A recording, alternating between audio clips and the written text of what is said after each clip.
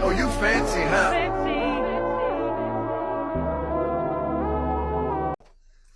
Hello, guys. Hello, it's me. Oh, my bad. I'm so sick and tired of that. I'm so sick and tired of that. Saying, Hello, it's me. I am not your nephew. I will not repeat after you. Yeah. Anyways, Talk about my nephew. I'm not talking about your nephew, but y'all got on my last nerves this last couple of days. So, guys, Oh, whatever. we're back, right?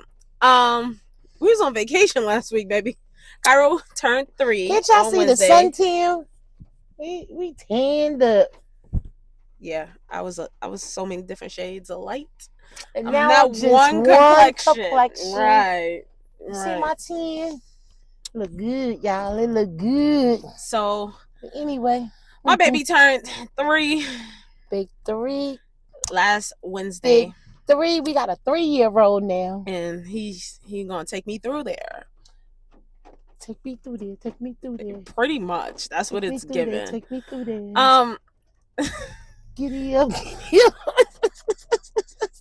We tried to record this while we was in Florida, and Tracy was like, "We're just gonna do a free for all. We're just gonna." I'm like, "No, because we was on vacay. She can't even stay. She can't even stay on topic when there is a topic. I don't think freestyle would have worked for us, and it didn't. It prevailed and failed. Anywho, so where we left off at, Tracy was arrested. Big Trey was arrested. I do just have to say this because me and my aunt came up with this. My auntie Angie. My brother was talking about me. Real side note. TJ was talking about me, and TJ said that I act so much like my mother, and I was like, yeah, because my favorite character to unlock is Mama Trey. So my auntie was like, you should put that on a shirt. I'm about to monetize this woman. Yeah, get me. I'm about to get my coin. Okay, so look out for the shirts. They coming soon. It's gonna say my favorite character to unlock is Big Trey, and then I'm gonna have her picture on the back. It's sad. I'm about to monetize my mama. Gotta get every dime out of her. But okay, so let's the jump back into shirts is gonna be for sale in about another 3 weeks. We're gonna have some shirts. That's what you was trying to tell the people? I love how fast you move. Hey, you want $1? I want $1 too. Hey, more details will come on the shirts though. But let's just jump back in. So where we left off at was you were in DC jail. So obviously you didn't go to trial yet. No. When did your trial start? My trials, I had a speedy trial. So you had like a fast track trial? Yeah. Why? Because I just was like, I know I was going to jail. So it was just like, we might as well just get this over with. So it was one of the things that my lawyer had suggested. And we ended up doing a speedy trial. So the trial only lasted like 3 days. And then I had a bench trial. So it was just me, the DA, and the judge, and my lawyer. Okay, so did you have a public defender or you like hired a lawyer? I had both.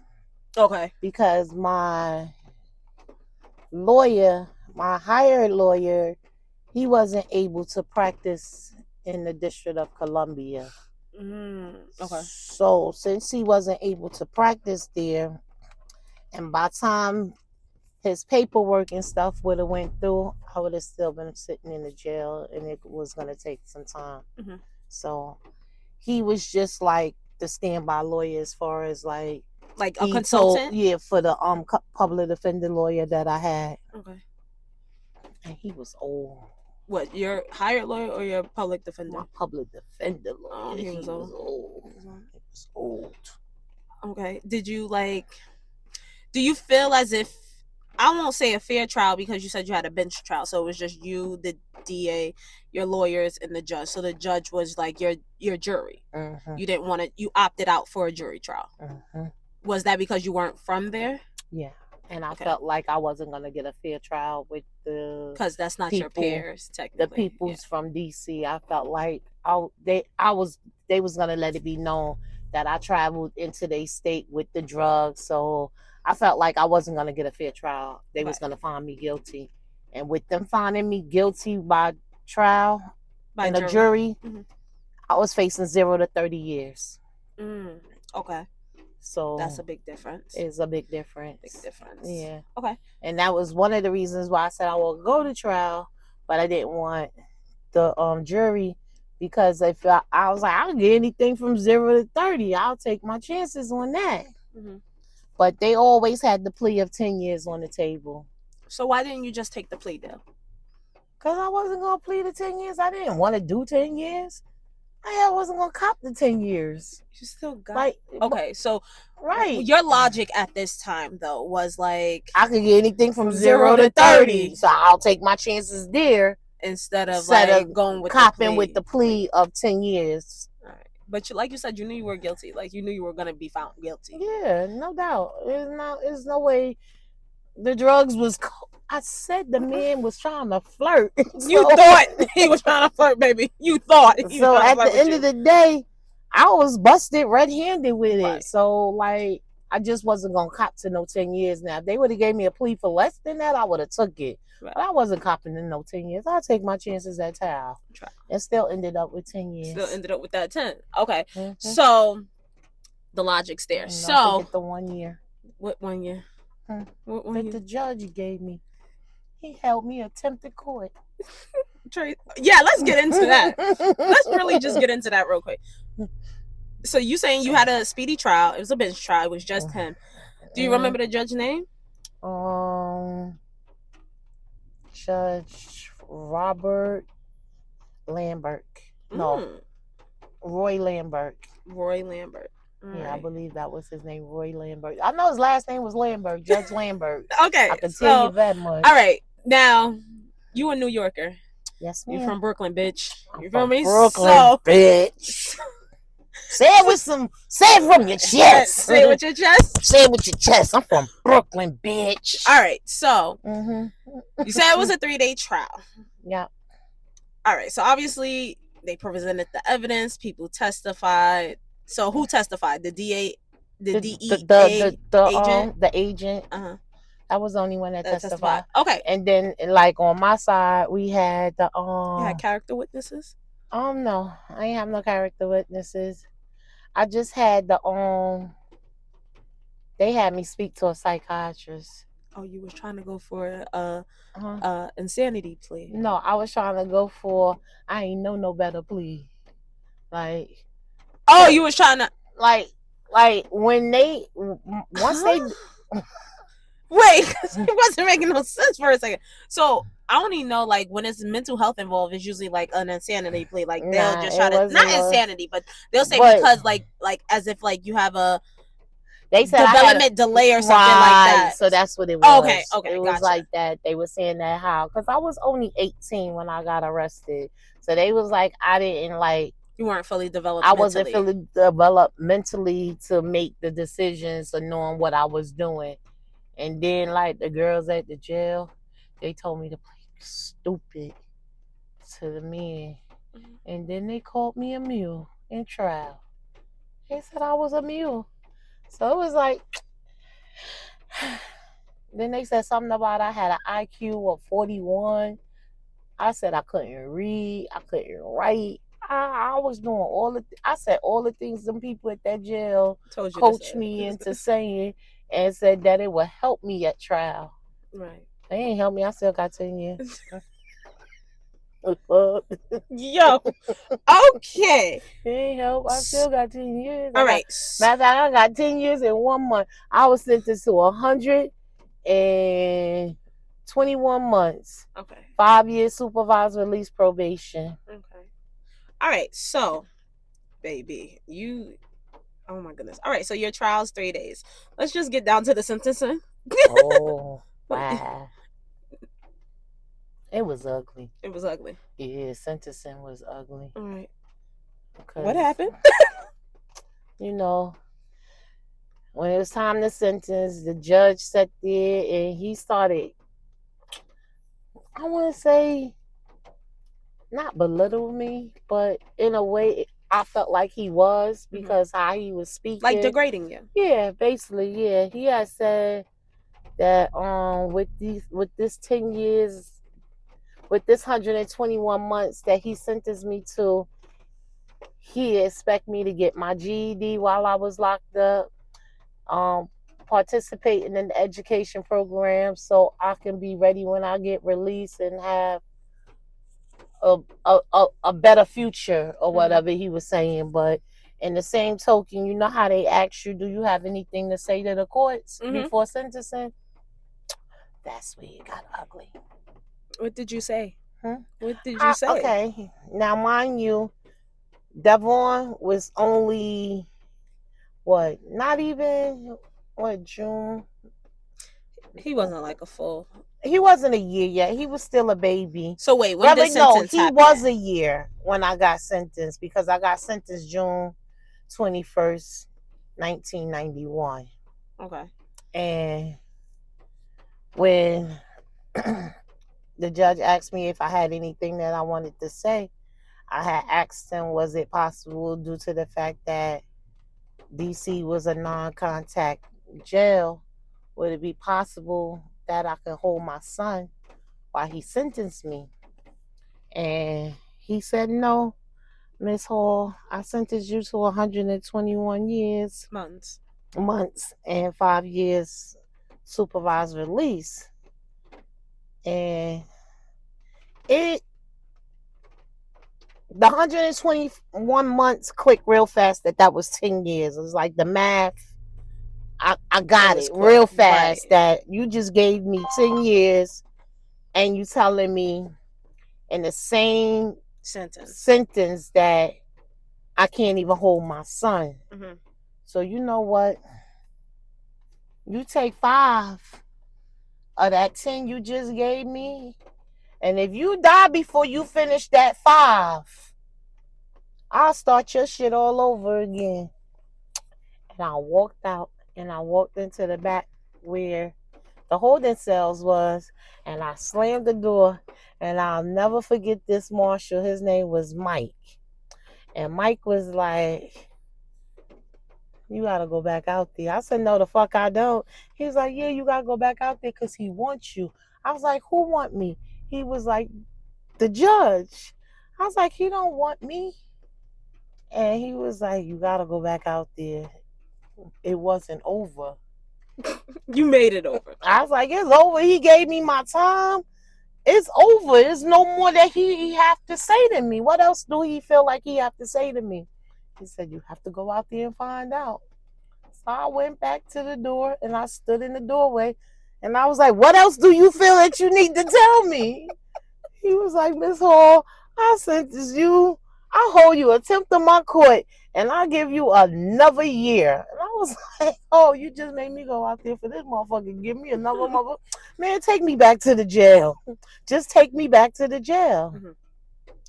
And they ended the court's the sentencing procedure with me standing in the doorway. And Marshall told the marshal he could take me back now. So as me and the marshal was going downstairs, he was like, it's gonna be all right. You young. You got this. I was like, I know. Whatever. It doesn't matter. I got 10 years to do, so I really don't care. So he was like when you go down in DC jail, at the courthouse, the holding pen in the federal, they used to have these blackout cells. So he told me that he had to put me in that cell. So by him putting me in that cell, everybody know the blackout cell is usually where they put snitches and shit at. But I didn't know he had mommy and Vonnie in that room. So when I went in there, they came through the other side of the door. And I was able to be with Devon until it was time for me to go back to the jail. That's so nice. That was a really nice thing that he did for you. It was. And that was like the first time I got to hold Devon since the whole incident. Since the incident took place.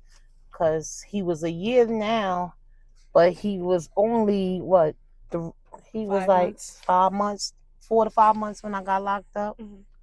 I got locked up December the 7th. Yeah, he would have been going on 6 months. Yeah. So he would have been 6 months on the 11th. Right. But I got locked up December the 7th. So, yeah. So I haven't held him since December the 7th, that morning before I left to go on the trip. So that was that. So, okay, so speaking of the blackout cell, so obviously, so when you came out of there, was like, were they like, where the inmates have something to say? They had a lot to say, because I feel like you had a lot of anger issues. So like, let's start this jail journey at this point. So you got 10 years. You just came out the blackout cell. Now they calling you a snitch. So and that's what the dude said, and it was so sad because like all of it, like about 8 of us got sentenced by the same judge. He had a thing. And the least amount of time he gave out that day was 10 years. Everybody else that was sentenced with me that day, they was receiving anything from 10 to 20, from 10 to 15 to 20 life in prison. And the dude, he was sentenced by a different judge. And the dude that said I was a snitch.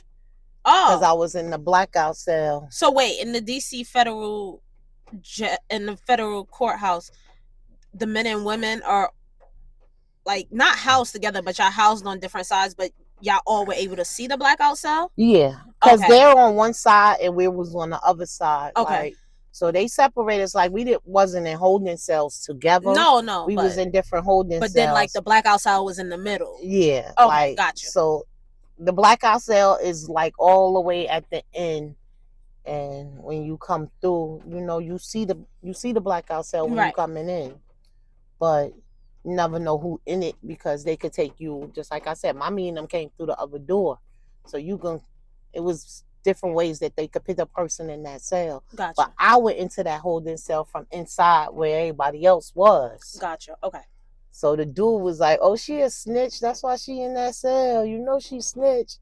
She probably only got 2 years. And I was like, what? Who he talking about? And he was like, he talking about you. Like, nigga, I just got 10 years. Ain't nobody snitch shit. And as I was like, when you go to court, like the women go in the van first, and then the women sit in the first seat, and the guys sit to the back. So they was behind me, and he was behind me popping shit. So when we got back to the jail, and the marshals was letting us out the cell, I'll never forget when dude went to go step down on the stool, because they used to put the stool there so you can get in and out the jail, out of the van, because you had shackles on your feet too. So I used to put the stool there. As soon as he went to go step down on it, the marshal kicked the stool and he fell. It's like sometimes you need to know calm as a bitch, it always come back. That's why I say that a lot. Calm as a bitch, you know it's gonna come back and get you. So yeah, that's another thing I learned. I heard and I remember and I use a lot to this day. But yeah, and that was that. I went back to the jail. I stayed at the jail for, I want to say, less than 30 days because they had me on a speedy release thing, so I will go for your straight. transfer. Yeah. So, but and it's still in the process. The inmates used to do the transfers at the jail. And I had this one bitch that kept sending me down to Alderson. Alderson? Yeah, it was like it's a federal jail down in Virginia. Oh. But it's a prison camp. Okay. And with 10 years, you usually don't go to no prison camp. Okay. You know what I mean? No matter, I don't never really know too many women that goes there with a lot of time. So every time they transfer me there, they would transfer me there on a Friday. So I went down to Alderson 3 times during my time at the jail. And every time I got there, I wasn't supposed to be there. So they kept sending me back to the jail, So the last time they called me to go out, I thought they were sending me there again. And it was like, nah, I'm going to the feds. It's like, nah, the marshals is here for you. Like, the marshals, because the officers used to transfer them down to Alderson. But that was that. Okay, so How was your transfer? Like, as far as like, oh gosh, you're laughing. What was the first? Let's 2 questions. First question is, how was your initial transfer once you got transferred to your first official like federal jail? And obviously, that follow up question is, what is that first federal jail you were officially transferred to, and how much time you did there? Okay, my first federal jail I went to from DC was Lex, Kentucky. And once again, by them transferring me so many times down to Alderson, that when it was time for me to go, they had no paperwork on me. So they sent me out with the marshals, but the marshals ain't have nothing. They ain't have my time. They ain't have my sex. Because first they said I was going to what's that prison? Lewisburg. Is it Lewisburg? It's in Kentucky. But it was the man's jail. It was the men's jail. And when we got to the men's jail, because that's the first spot they took me to, was the men's prison. I can't think of it. It wasn't Lewisburg. It was I forget the name of it. But we was there. I went there first, and they wanted to know if I was a transgender, because it's a male prison. So, and I'm like, nah, I'm born a female. The fuck? I'm born a female. And he was like, so why are you here? Why are you here? So then they was like, well, we ain't had no paperwork. They took a picture of me at the plane because they ain't even have a picture in the envelope. It was nothing in the envelope with my name on it. So they end up taking a photo of me and putting it on a piece of paper and sticking it in the envelope. The marshals even asked me how much I was sentenced to because they didn't even know what type of time I had. And so they ended up taking me to Lex. And when I got the Lex, because I ain't have no paperwork, they sent me straight to the hole. So I spent the first 15 days, I think. It took them 15 days to get paperwork It took them 15 days to get my paperwork from DC jail. And the sad part about it, like I said, the inmates used to do all the paperwork and all of that at the jail. What a corrupt system. I must say, this is just a corrupt system. That low-key just pissed me off. The peoples actually sent all my incident reports when they sent my paperwork. Oh, goodness, Treasure. So at that time, because I had so many shots at the jail, they thought I was never processed on any of them incidents. So they ended up making me see the adjustment board. And once again, I got segregation time, and I ended up in seg for like about another week or two, and then they released me to the compound. Okay. So I was up in seg for about 15 days. That's crazy. Yep.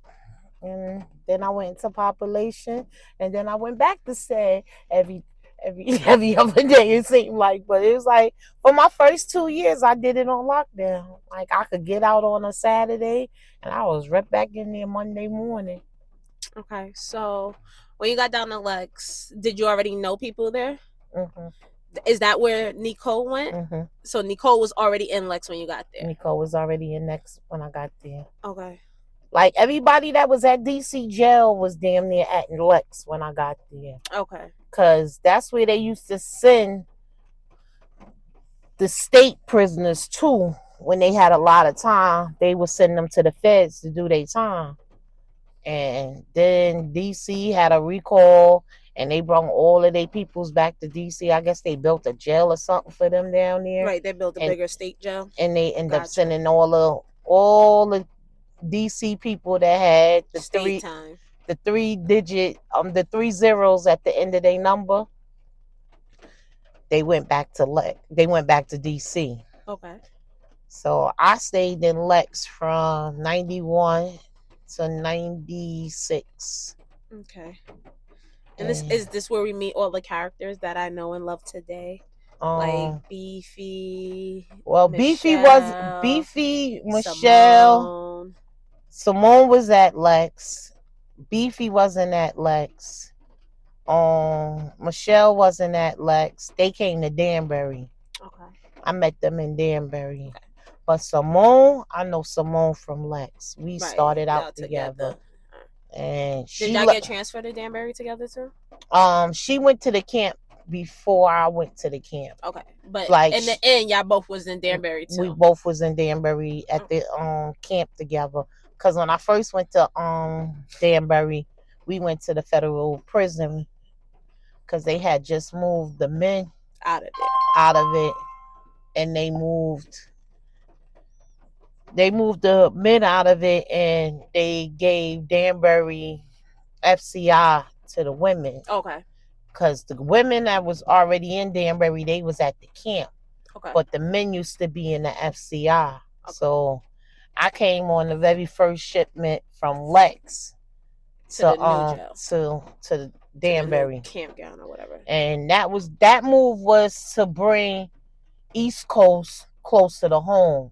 So okay. And that's what they did. And that was 96. Okay. I got transferred to Lex. All right. To Danbury. So for your first 5 years, 91 to 96. For the first 5 years, Trey, what were you doing? What I didn't do, that's the question. It's like what I didn't do. Didn't you do that, Mom? I ain't do a lot to tell you one. I mean, I had a few, like we had detail jobs and stuff. What were some of the jobs you did? I did at Lex. I worked. The first job I ever had was the overnight shift at the power plant, which was like a steam factory. It kept the prison going and stuff like that. Mm-hmm. And that was cool because I got to sleep all day. So I ain't care. You know, as long as I could sleep all day, I ain't care. And I ain't have one of them detail jobs that I had to get up at 4 o'clock, 3 o'clock in the morning and go. Mm-hmm. And then that didn't work out at the power plant. Why? Because I didn't want to get up some nights and go to work. So I got written up. Ended up going to SEG. When I went to SEG, they gave my job away. And then they stuck me in the kitchen. And that was the worst thing they could do for me. How was kitchen duty? I started out in the distro. And the inmates would come by and they'd throw their tray in the window. So like whatever was on their tray would splash on us and shit in the dish room. So we used to have this hose that we used to wash it down. So if somebody threw their tray into the window at me, I would take the hose and we'd spray them with the hose. So and then we'd be like, oh, that shit got away from me. Oh, you got wet. I'm sorry. But no, we did that. So yeah, we used to do shit. How you lose that job, Mom? Oh, I moved up. I went to the salad. I went to the salad prep. Yeah, salad prep. I ended up being a salad prep. Oh, you got promoted. I got promoted. To the washing the dishes, I was making the salad bar. I was doing the salad bar. Okay. So I did the salad bar, and then an open came in for the bakery.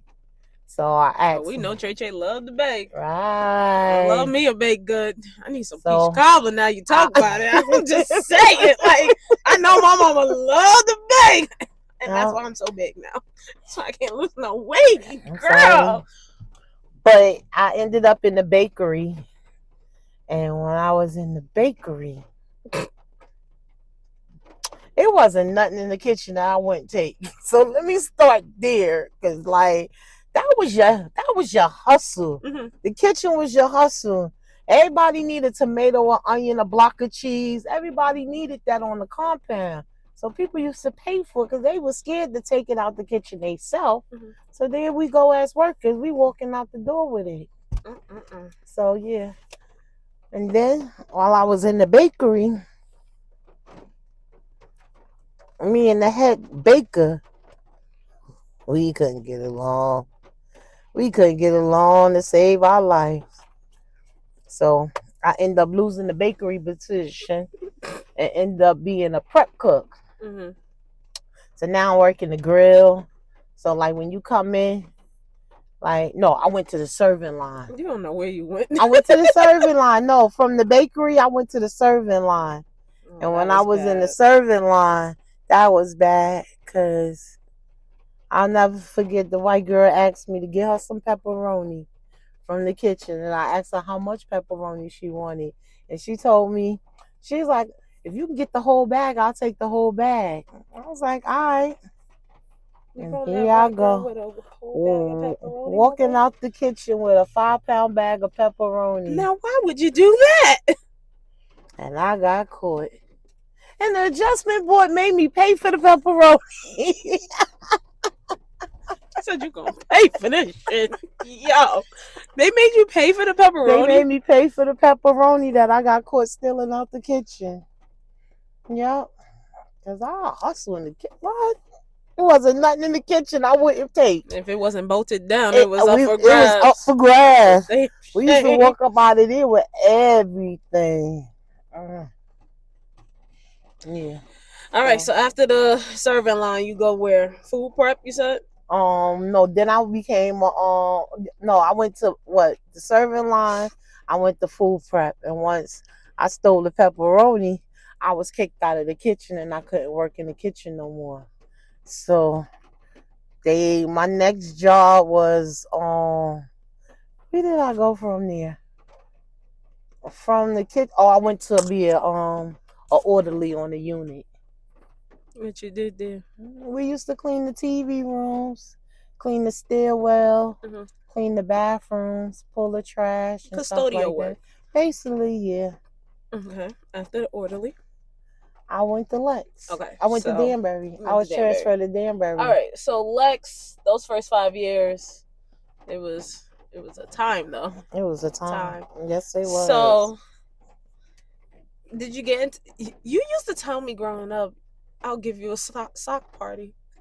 Like, a lock and a sock. No, you said just I'll give you a party. I'll give you a lock and a sock. No, you used to just say a sock party though. I'm like, what the hell is a sock party? No, it was a blanket party. A blanket party, yeah, because you just told Tracy that. You just told my 4-legged sister you gonna give her a blanket party. Right. It was a blanket party. So you did that, Mom? Yeah. So you just beat girls up under their blanket? Because I don't see you jumping nobody. That's not your style. That's not your speed. I never jumped nobody. All my fights was one-on-one. I never jumped nobody. I never helped nobody jump nobody. But it came to a time where I became people's girlfriend just for their protection and stuff like that. Yeah, I did that too. You had girlfriends, Trisha? Yeah, I had girlfriends. I had girlfriends. I did. I had one girlfriend. Her name was Michelle Erkman. Michelle, I hope you see this. I hope you have stories to tell too. They used to say I had her acting like she was a black girl. She was just as cocky as they come. She used to be out there telling you, kiss my ass. He had no ass to kiss. You're mad. How many girlfriends you had in jail?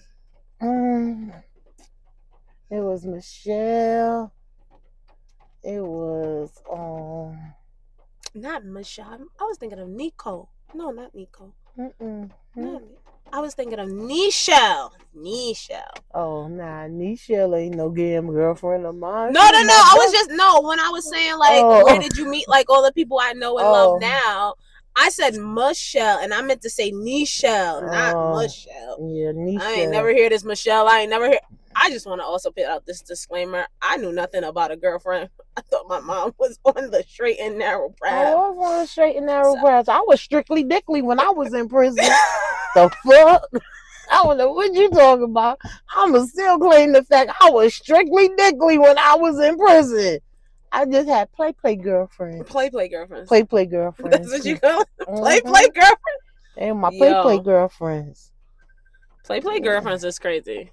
I'm declining everybody calls. Stop calling me. I see. You I'm about to just cut your phone off. It ain't even like it's your phone that you just keep ignoring the calls. It's my phone. Yeah, I know what I'm doing. I ain't cut this bitch off. Cut it off. Anyways, don't interrupt my podcast right now, guys. Please. Okay. Have some courtesy. Anywho, so you had your play girlfriend, so you was out there protecting these girls. Mm-hmm. So It's the story I'm telling, and that's the story I'm sticking to. Go ahead. Sorry, your play girlfriend's gonna come out the woodworks. No, they not. None of them came back yet. None of them came back yet. I never talked to nobody. You never talked to any of them? Mm-mm. All these jailhouse friends you got, none of them is them? That's crazy. All my jailhouse friends ain't none of them was my girlfriends. I get that straight. Beefy was not my girlfriend. She was my Beefy. I love Beefy. Okay. Who else? Okay. That's it. That's about it. Okay. So you stayed in segregation. You stayed in the hole. I lived in the hole. Girl, but how was that on you mentally? Like 23 hours, a day just in a cell? How did that really affect you mentally? Like, all jokes aside for a second. Like, it didn't affect me mentally at all. At all. Really? Really. So how did you get through it? Like, how like, obviously you're very strong-minded, but I'm just saying. I laid on my bed and I took advantage of the fact that I didn't have to get up every morning and go work some detailed job. I was able to sleep. I used to sleep it. That's what I used to do. And when I go to the hole, I would sleep. I would sleep my time away. They used to wake me up and tell me, Miss Hole, you want to go outside? And I'd be like, what the weather look like? And they'd be like, it's nice outside. I'd be like, yeah, I'll go outside today. But when you go outside on rec and seg, they take you from one cell and put you in another cell outside. Give you a little basketball. You bounce the ball around. I'm dead. It depends on who the officer is. You might get a jump rope. You might. It depends. Because you have some officers that be like, now you want to take the rope and try to hang yourself in the cell. Stuff like that. But that was it. And you were never, like, obviously not suicidal or anything. Hell to the fucking no. That's what the I look like I'm still. Do I look like I was still? Girl. That's what the people want to know. People won't want to know no shit like that. That ain't no shit. That's the shit you want to know. No, I mean, no. I ain't never ever thought about taking my life in prison. I always felt from the day that I got sentenced, I could do this. This ain't nothing. I could do this. Yeah, and I stayed that way. I never ever felt like I wasn't gonna be able to make it. Not even the riot. When we went through the riot, I ain't feel like, I wasn't gonna survive this. I thought that shit was funny. You went through a riot? Yeah. In Lex? Mm-hmm. What year? I want to say it was 2000, either 5. 2000? No, sorry, either 95 or 96. Right before you head out. Right before I was heading out. So. And how did y'all overtake the jail in order to create a riot? We didn't overtake the jail. We refused to go in. Mm-hmm. And it was all because we had this one officer. Every time he would come in contact, if it was a problem, he came with force. He put on some leather gloves and shit type shit. And he slammed this African lady to the ground because she was stealing some fruit. That was Miss Mustafa. Miss Mustafa was funny. Mm-hmm. But yeah, because it was nothing that she wouldn't take out the kitchen either. Yeah, a mess. So, yeah. And they had body slammed Mustafa to the ground. Mm-hmm. And it was just so much force that it was just unnecessary. Yeah, he didn't really have to do her like that. So we ended up having a riot. But it ain't last long. It didn't. Yeah. I'm serious. They started screaming over the PA system. Everybody report back to their units. Some people stayed out. Some people went in. I went in. I went in my unit. You want to know why I went in my unit? Because I was on that list to go to Danbury, and I was trying to leave Lex. I ain't about to fuck up my chances. I ain't fucking up my transfers. When they said go in there, I went in. Mm-hmm. And that was it. Because the officers was going to tell us what happened. Right. So it wasn't like you was going to miss too much because the officers used to talk. They would tell everything. And that was that. But the transfer to Danbury. Yeah, let's get into that. So you did your last, technically your last 2 years there. 2.5. Because it was technically, it was from 96 to 98. Mm-hmm. Okay. I spent 6 months in Danbury Federal prison, the penitentiary part, and then I was transferred up to the camp. Okay. I spent 6 months in the camp, and then Bill Clinton, he made a law, and if you was sentenced on a drug charge, you was able to go to a drug program. And if you completed the 1 year drug program, it took off a year and it guaranteed you 6 months halfway house. Okay. So I fell under that law. And because I fell under that law, I went back into the FCI.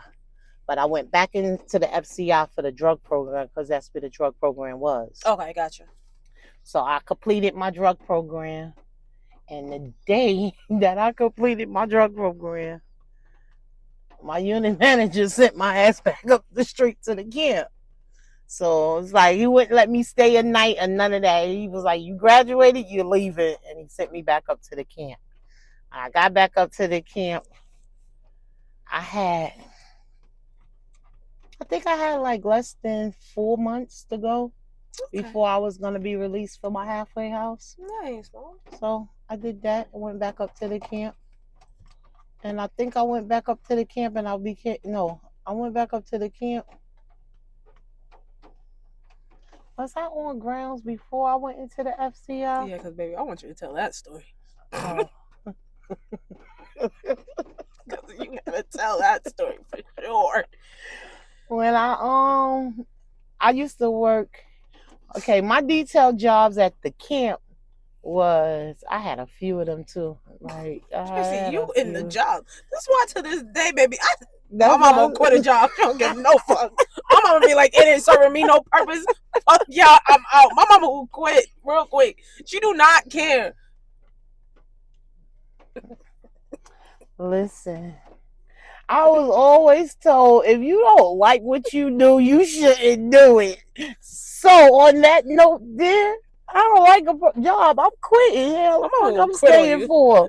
I'm quitting. Hell with you. She'll be like, fuck y'all. I don't need this. Goodbye. Need this. You saw what I told people at the airport here, right? So fuck. Kiss my ass. Kiss my ass. I told them, y'all can all kiss my ass. She's like, you can hold one cheek, the other boy can hold the other and kiss my ass. Told Tyler and Tay.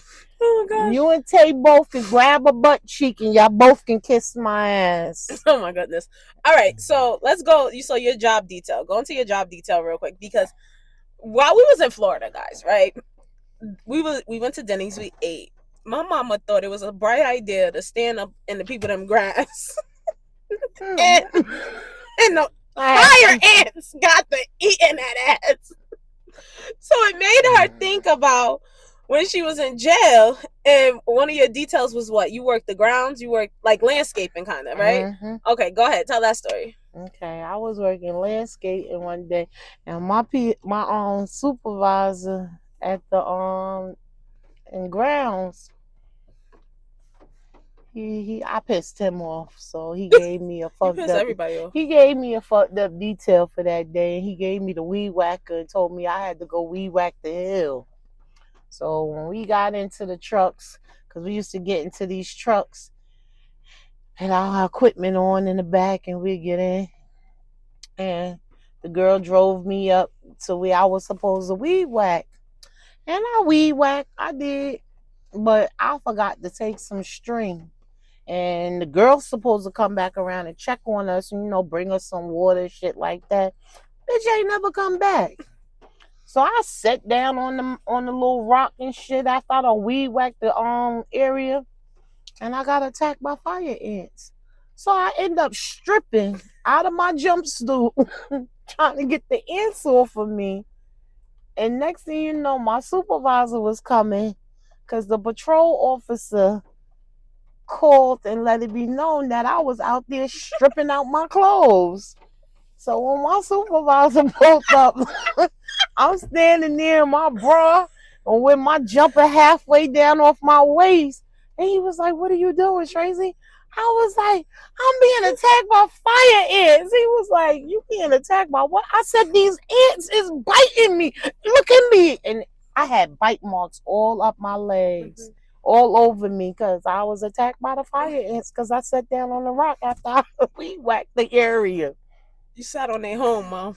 Well, I was tired. I needed a place to sit, waiting for the bitch to come get me to take me to lunch.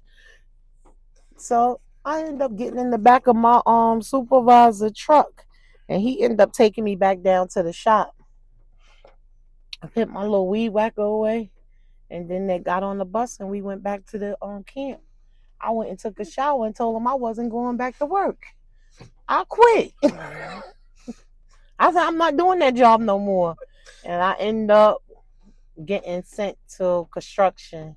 But wait, when that isn't that considered being like insubordinate in jail? I was always insubordinate. Why you think I had so many incident reports? Right. It just sounded like you was the shot queen. But so wait, when you did that, like you said something about an adjustment board. Explain that to me. Like, what is the adjustment board? I don't. It's just the person that, like, when you get written up, you have to go before him and he reads your shot or whatever you was written up for. And it's either he gonna let you go or he gonna lock you up for 4 to 5, 7 days, 14 days or whatever. And that man used to always give it to me. I ain't never go before him with a shot and got the shot and went out. I always got locked the fuck up. They used to lock me up. So, like, with that, so when you wouldn't go to work, you go in the hole. So you went to the hole? I went to the hole. Every time. Never had a chance to say it wasn't me, because they knew it was me. They knew it was me. They just knew it was you, Mom. They knew it was me. There was no way around that. Like, I used to, like, I ain't gonna lie. I used to have a bad habit when the officers and I will get at it with each other. I used to spit on them. That's so nasty. The first time I did it, the officer, he was like, oh, and he wiped it away. So when he said I spit on him, I claimed I was talking and probably spit came out my mouth. But he ain't got no proof. So you can't say I spit on you. Where to spit at? Right. I spit on this Brooklyn nigga from motherfucking Bensonhurst as a correctional officer. Why that bitch went over to the lieutenant's office and he took a picture. There's your proof. He from Brooklyn. You should have figured that. Sat and fucking sagged for fucking 45 days. You spit on that man. For assault. You spit on him. That's crazy. And then they gave me fucking community service. And he happened to be the officer on duty when I came out of SAG. I asked what room I was in. He's like, oh, you back in the bus stop. I was like, okay. The bus stop, like, Lex used to have tiers. Like, if you had 10 years and more, you normally would probably be in a single man room. But you don't get your single man room that easy, because, most people that's in a single man room, they got a lot of time. So a lot of them is not leaving out. But then, eventually people win their appeals and they go home. So I ended up back in the bus stop. And I stayed in the bus stop. That didn't explain what the bus stop is. The bus stop is the dormitory. Oh, okay. It's just bunk beds. It's like 2 rows of bunk beds. Okay. So you don't really got no privacy in the bus stop. Okay. So he told me I was going to the bus stop. I was like, all right. He said, well, go on upstairs and see if you can find a bed. And come back down here and tell me what bed you in. It's like, go up there. I was like, that's some real lazy shit. Because he was a lazy officer. He really ain't wanted to do much. And when he did do much, he did much to get on your fucking nerves. So, long story short, I think I had 20 hours of community service. And he told me I had to clean the stairwell. And he told me that he wanted me. Because some officers will tell you that you have to use the scrub brush. But he told me I was going to use the toothbrush. and he gave me a toothbrush. I went back upstairs and got in my bed and went to sleep. So you ain't clean the stairwell. So he wrote me up for not doing the community service. So the next day I went down there and I talked to my counselor, and I told my counselor what he did. And he was like, well, Tracy,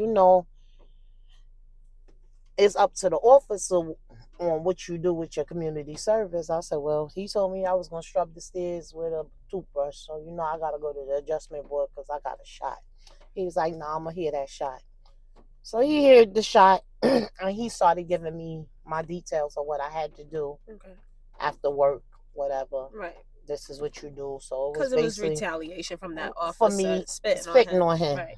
But I wasn't cleaning no damn stairs with no damn toothbrush. That shit was not gonna happen. Right.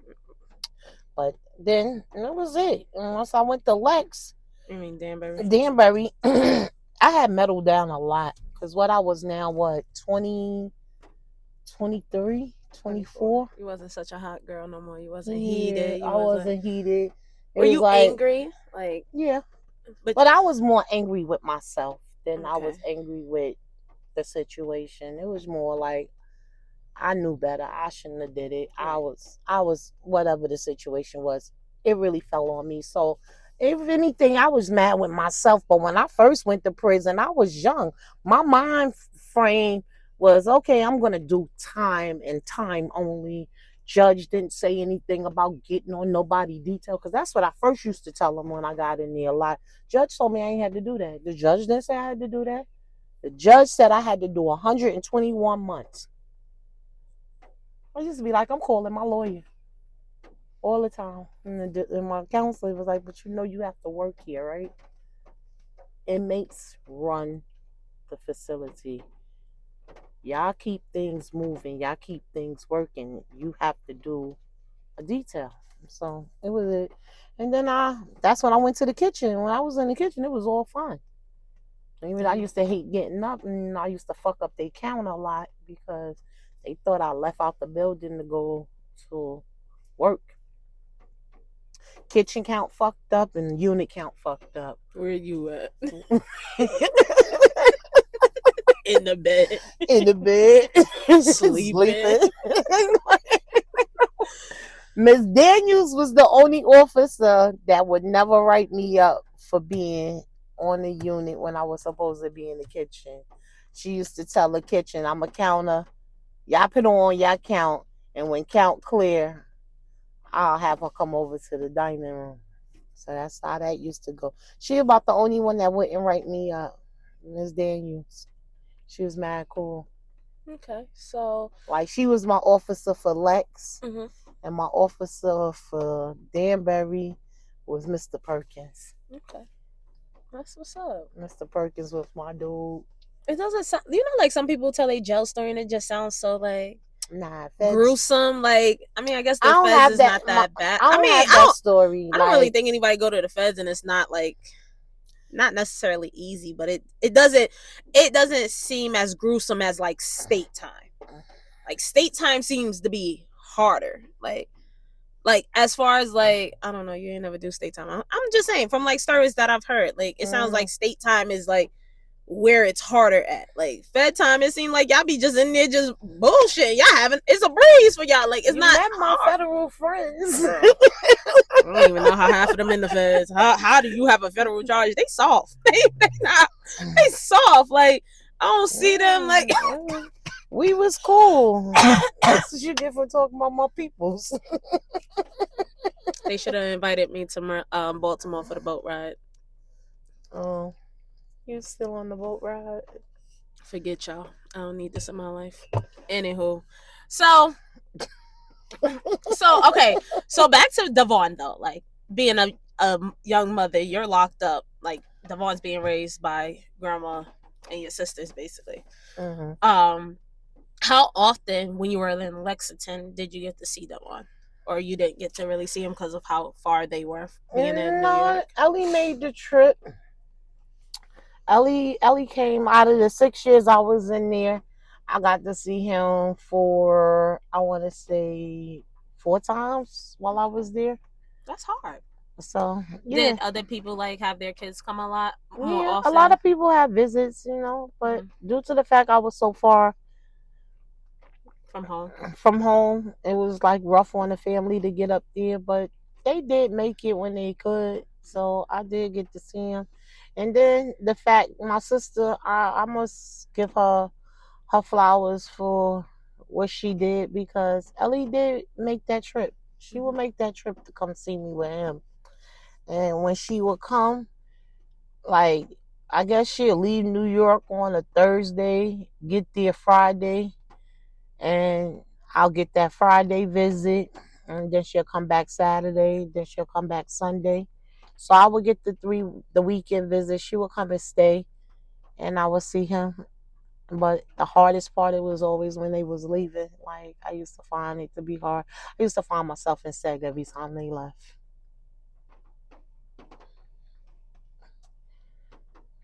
But then my last stay in seg, I think I did 65 days, and I think that was the longest I was there.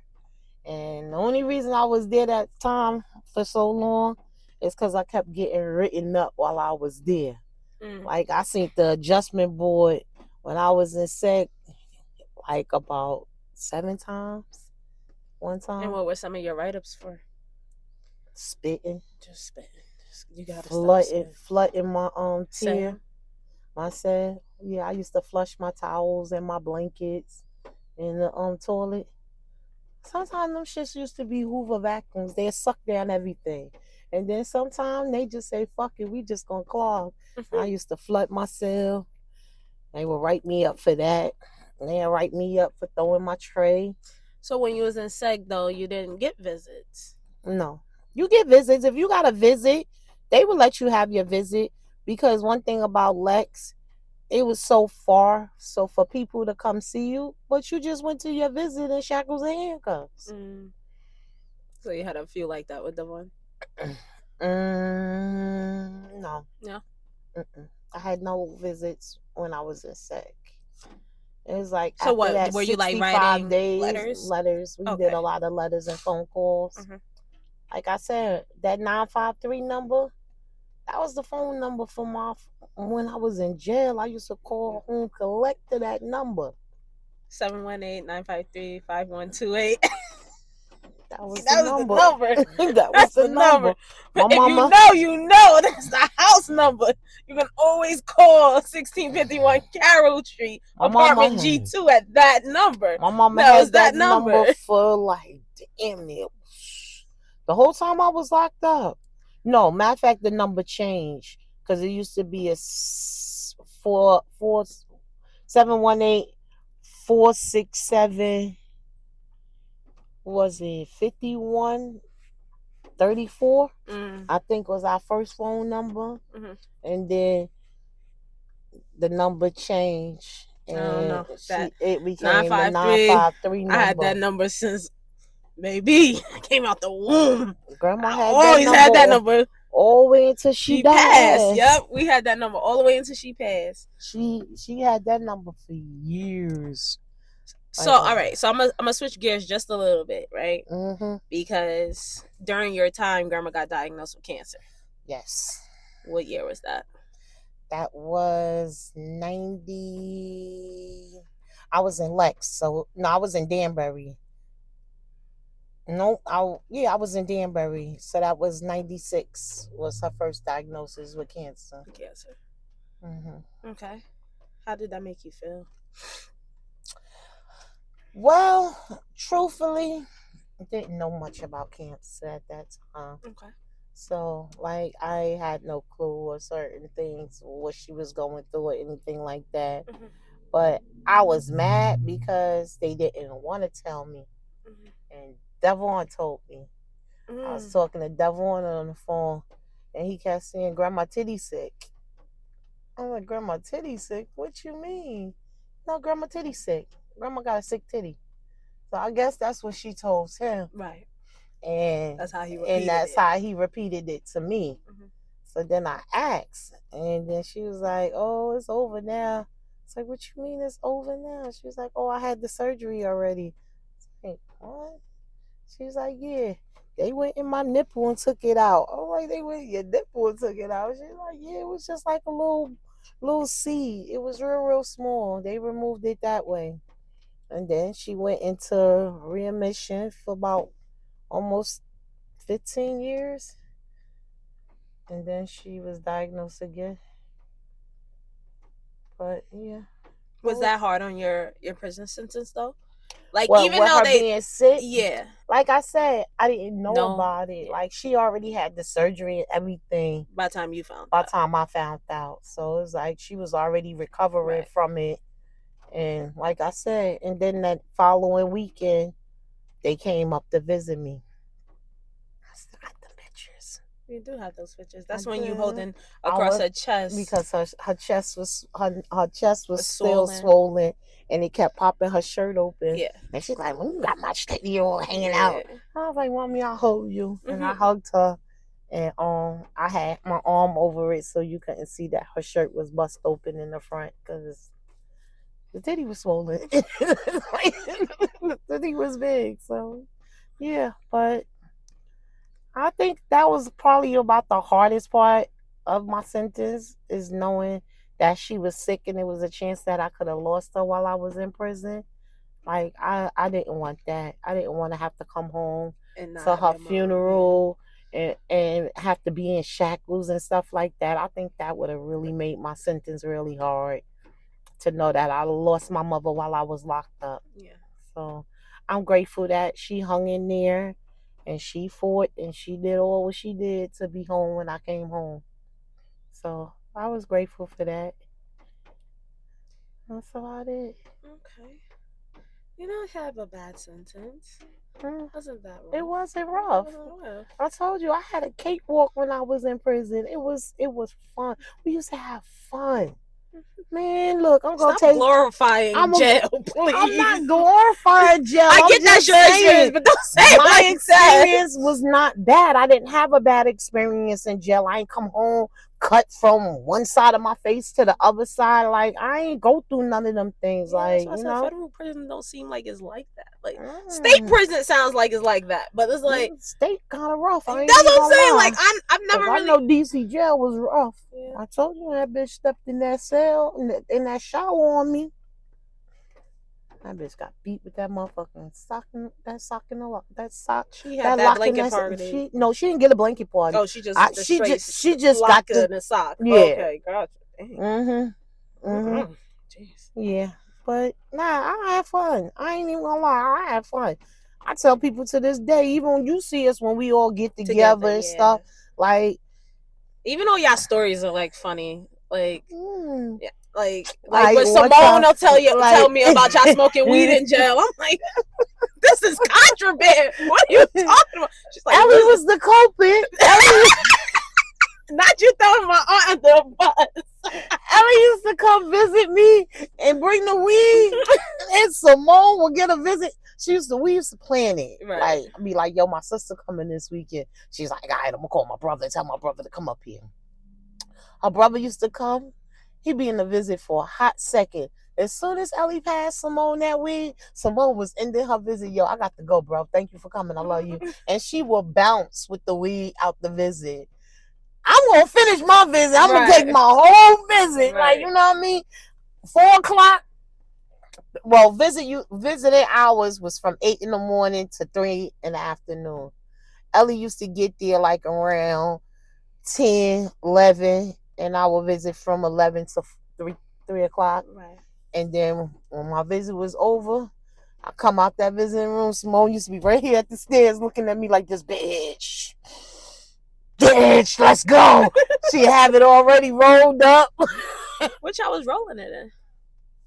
Ellie gave us bamboo at sometimes. And then when we ran out of bamboo, hate to say it, but the Holy Quran. What? You going to hell for real, bro? We used to take the people Bible sheep smoke just like motherfucking bamboo. Oh my goodness. Lord, please forgive my mother as she has sinned. I I tell you all the time. When we didn't have it, God allowed me to bring you some ice cold water because maybe you're going to have some gasoline draws on. You go in that. But I'm just saying, that's what it was. It's what you did, or even the toilet paper roll, the cover. The wrapper at the end of it. No, the wrapper. That's the toilet paper that comes in. Yeah. We used to use that in roll up too sometimes. It's rough enough. Okay. Like because it's like paper. It's like the bamboo paper. So we used to use that too. But I'll never forget one time me and Simone and fucking Denise. I love her. I love Denise. Me and Simone used to play backgammon a lot. Backgammon? The game board backgammon game. I've never played that, but okay. Okay. But anyway, we used to play backgammon a lot. So we was sitting on the baseball field, and we used the backgammon game as a reason why we were sitting where we were sitting at. Because we'd go all the way to the back of the field at a table by the baseball field. And we'd sit on the bench, and we act like we playing backgammon, and we'd smoke. We got so high. Instead of Denise closing the game, she carried the game across the field open, holding the pieces together. And me and Simone was cutting that ass all the way. But that was like one of the first times me and Simone got high. And we was high. We was so high that day. It was like, damn, I miss smoking weed. It was like that type of high. Because we got high. Yeah, funny as hell. We was funny as hell that day. And I swear to God, Denise ain't drop a piece off the board. She was oh my goodness. She was walking across the baseball field with the fucking backgammon game. It was like, bitch, why you ain't close the game? She was like, because y'all was still playing, right? I'm dead. Like, what? I'm so dead. But yeah, we was high as fuck that night. And Lord knows. And then we got paranoid. Like, I was like, Simone, you think they can smell it? I think we smell like weed. She's like, bitch, ain't nobody smelling us. And she'll spray me with the perfume. Like, bitch, now you smell like perfume. Wow. Yeah, you brought back memories on that one right there. Yeah. But we used to do that. All right. Well, this was good, Mom. I didn't cry. It's all good. Ain't nothing to cry about. I didn't cry. Like I said, you lived a life, Mom. You lived a life. So I mean, I think that I am gonna stop it here. But I think we need to just talk about life after prison. Then that's my story. That's where I began. Oh. Cause girl, you didn't even get into like your pen pal. That's how she met my daddy, guys. I swear. No.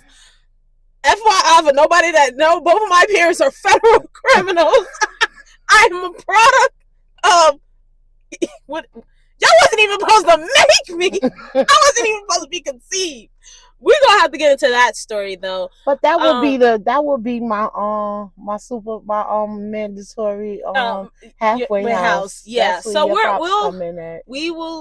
come back with just that final part. But you made it through 8.5 years.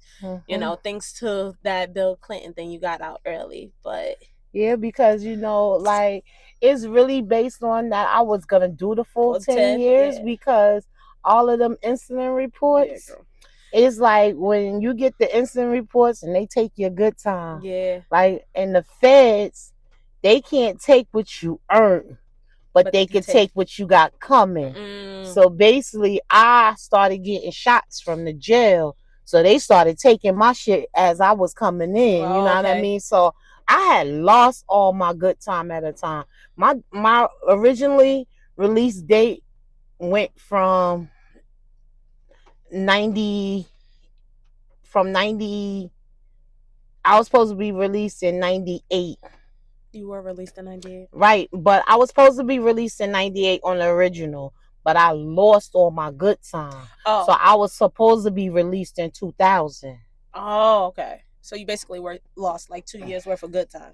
Right. You was going to do the whole 10. I was going to do my whole 10. Oh, okay. Because I had lost all my good time.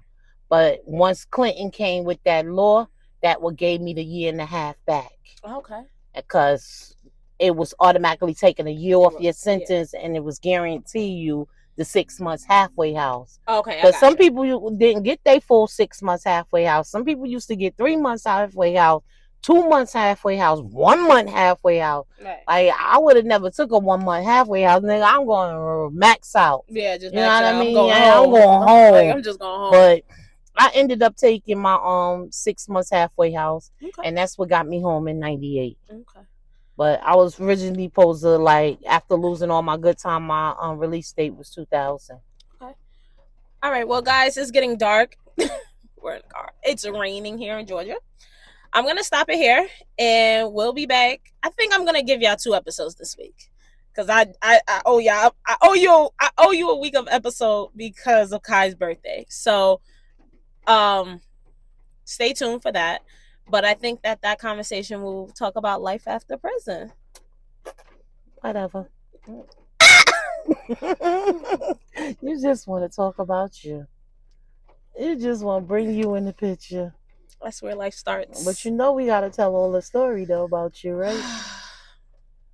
So yeah, I guess. So since you want to let these people know, you want to talk about your mama, and you want your mama to share. We already told your business, so we can tell mine. I guess whatever. Okay. We'll talk about it. So we'll talk about life after prison on the next episode. So stay tuned. Continue to like, share, and subscribe, and follow our TikTok. Cause Trey, we gotta do some challenges.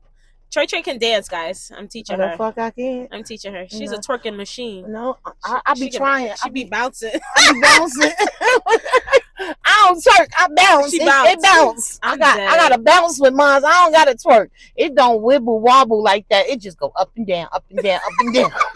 It ain't shaking like this. It just going up and down, up and down, up and down. She do like the titty bounce. Yeah, I got the titty bounce. I got the titty bounce. I give you that type of twerking, but that's about it. I ain't got nothing else. All right, guys. We will be back. Definitely will. Appreciate it.